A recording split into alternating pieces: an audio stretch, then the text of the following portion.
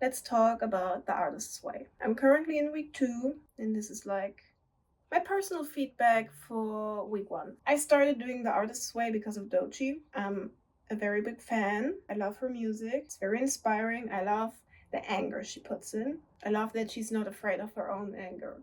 It's something I admire very, very much, and I wish I could do. I wish I could let my anger out, but we're working on it. And we're working on The Artist's Way. I only have a digital copy of the book, so all you get to see is my notebook in which I write down my tasks. I've already read the tasks for week 2, and I also already watched Doechii's check-in, or her video, her vlog from like 6 years ago about week 2. So I know what's coming for me, but still want to reflect on the first week. I started writing the morning pages before I started doing or even reading the tasks, because I started like in the middle of the week. I started on Wednesday, and I didn't want to start with my tasks on a Wednesday. I like the Sunday from Sunday model. And the week started out quite shitty, to be honest. I was very insecure. I was very indecisive. So the week started out with me having to hang up my art, because this week was the Call Me exhibition, which is like a yearly exhibition for all the graduates and alumni of my university. And because I just finished my bachelor's exam, I got to hang with them, I got to exhibit part of my photos. I decided on a very small selection of photos. I didn't want to take up as much space in a group exhibition with 52 other people. I mean, the space is there, obviously, but the space is limited. Trying to fit 30 photos in there would have been a nightmare. Would have needed like a whole corner for myself, and that's not fair. So I decided, okay, I'm gonna go smaller. I'm gonna go with like 3 meters of wall space, should be enough, and then I'll just hang a teeny tiny selection of my final selection. And for that, I decided on 6 photos in total. It was a very, very simple Gestaltung.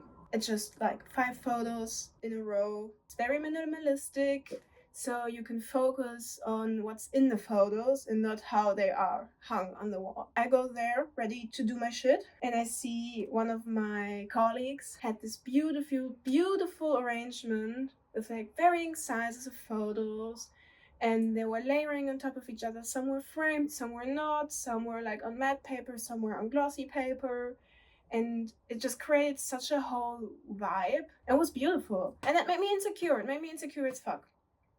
And so I started questioning myself, and I started to like try to rearrange it and try to go away from my first plan and try to make something new and exciting and interesting as well. And I spent a whole day trying to figure out how I can layer my photos that are all the same size. And I tried to change my selection and everything, and I was frustrated. I was unhappy with what I did. I didn't like it. I think it looked bad. It looked too tight, and like there was no room for the pictures to breathe and to be their own and to tell their own story. So on Tuesday I went to bed very frustrated and with a feeling of unfinished work. So I returned on Wednesday. I went back to my first plan.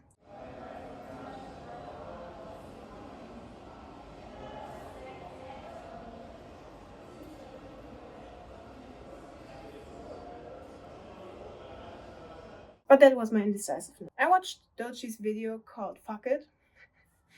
And that was part of what pushed me to stay with my first initial plan, because it was like, fuck it. This is a group exhibition of 53 people. From that point on, from Wednesday on, when I said fuck it, I'm gonna stay with what I thought was good and not do what my insecurities tell me.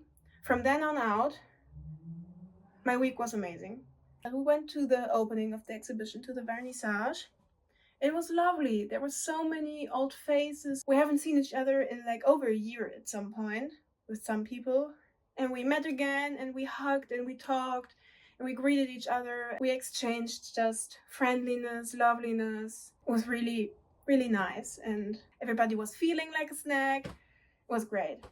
And then on Friday was the first time I went to my art course. It's my final course that I'm gonna take at this university, and I haven't painted in over a year. So I was a bit anxious. I already knew like this was my last journey at the school. I'm gonna make it mine. I'm gonna enjoy the process and not really care about the product. I just want to enjoy the process. I want to paint. I want to relax. I was finally sitting in the very pretty atelier in the studio that's like under the roof, and it's just beautiful light, beautiful ambiance. It was great. I enjoyed it so much. Also, I went back to my studio space, which I haven't visited in like months, and I drew for the first time in I don't know how long, and I just drew a little sketch. And I didn't care about what it looked like. I just enjoyed the process like I should. And I was feeling pretty and I was feeling bougie. And I was going through the tasks. I managed to check them all off. Did everything Julia asked of me. And then on the weekend, I had a job in Berlin again. I had to go and I came back in the middle of the night at like 4 a.m. I only got this job because of my bachelor's degree, because of the work I've been doing there and of the people I met. And it's one person I met in particular, which is V000, who's a great artist, a great acrobatic, a great burlesque performer, and just an inspiring and amazing person, which like such a great glowing aura around them. And they're just strong and powerful, and I admire them a lot. And they asked me to come back because they say I am their favorite live photographer. Me. I'm their favorite live photographer. There's so many photographers out there. You can't imagine. It's piranha-infested waters. And suddenly you're their favorite photographer after they've been working with so many photographers for their whole career because they've been doing this shit for a long time. You can tell by how good they are. And then I was like, man, I can go there for free. I love you and I love that you love me, but I'm broke as fuck. I just can't do it for free. And she was like, girl, I got you. I love your photos so much, I'm definitely gonna pay. And I might even pay out of my own pocket. Because this show I'm producing is worth so much to me and your photos are worth so much to me and for the show. And I want this investment. I want you and nobody else. I need you. That's such a confidence boost, honestly. I still can't believe it, actually. It's not just your friends telling you that you're good because they're being supportive. It's someone that doesn't have any relations to you, that didn't ever have to pay for your services, that just had to tolerate you in your mind. You're telling this yourself. Remember that. Remember your blurs. Remember your bad ghosts. Remember your inner critic, your inner censor. And they just love you so much, they're actually paying you. It's insane. Insane. The last part I want to talk about is what I took from the first week's tasks. The motto was time travel, like going back and reflect on your creative monsters and creative champions. So like people who discouraged you and your creative process and the people who encouraged you. I was actually a bit surprised because my list of creative monsters is like at least twice as long as my list of creative champions. And that's not saying people haven't encouraged me and haven't empowered me and lifted me up. It's just that I don't remember because the negative voices are so loud and they just take up so much space in my head that all the positive interactions and experience just have no room to go. They have nowhere to be. They have nowhere to go. It was such a critical thing to realize for me how much space negativity takes up in my own mind. The second realization being how often things repeat. Very often I took the same thing with me from the negative interaction. Like it always came back to like 3 or 4 different things that just kept on repeating. You're too loud, you're too much, you're too weird, you're not good enough. And on the one hand, what Julia's saying in the book really helps me. Everybody is talented. It's just the audacity to put you forward. The audacity to showcase your talent bravely and fearlessly and carelessly even. The audacity to just do it.